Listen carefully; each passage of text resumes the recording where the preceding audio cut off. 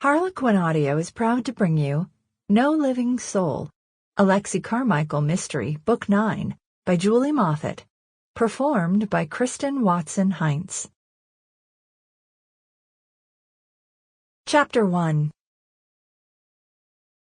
On my 9th birthday, my father gave me a puzzle in the shape of an Egyptian pyramid. It was one of those brain teasers, the kind with movable pieces you had to assemble, super challenging for an adult, and nearly impossible for a normal 9-year-old. I solved it in 1 hour and 49 minutes. It wasn't the challenge that made that particular puzzle memorable. I've done 1,000 since that were much more difficult. It's because the pyramid puzzle was a present from my dad. By that, I mean a present that wasn't bought by my mom and labeled, "To Lexi, from Mom and Dad." Amid the pink ballet shoes, girly dresses, and shiny necklaces I'd never wear, the pyramid puzzle stood out. My dad had handed it to me unwrapped, grinning when he saw my eyes light up.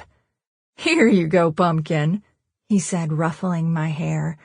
My fingers had itched to start solving it, but then he tipped his head meaningfully toward my mom.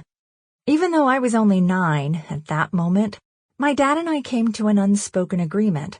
While the puzzle was his way of acknowledging I was never going to be that bubbly beauty queen my mom dreamed about, we both knew I was still going to have to deal with Mom's hopes for me. My dad cleared his throat. "By the way, your mom and I thought you might be willing to give ballet another try. We found a different studio. No one needs to know what happened during your last recital. You willing to give it another shot?" I took one look at my mom's hopeful face and shrugged. "Sure, I can do that." Unsurprisingly, it hadn't ended well. But that moment of understanding with my dad had gotten me through another year of falling off the stage, inadvertently setting fire to a tree prop, and surviving the humiliation of the other ballerinas dancing as far away from me as possible. Finally, I mustered the courage to tell my mom I was miserable. To my surprise, she dropped the entire ballet thing, suggesting I might enjoy piano lessons instead. And oh, by the way, wouldn't it be fun to go shopping together to pick out the perfect recital outfit? It hasn't always been an easy road to traverse for any of us, but we work on it because we're family. That's what families do.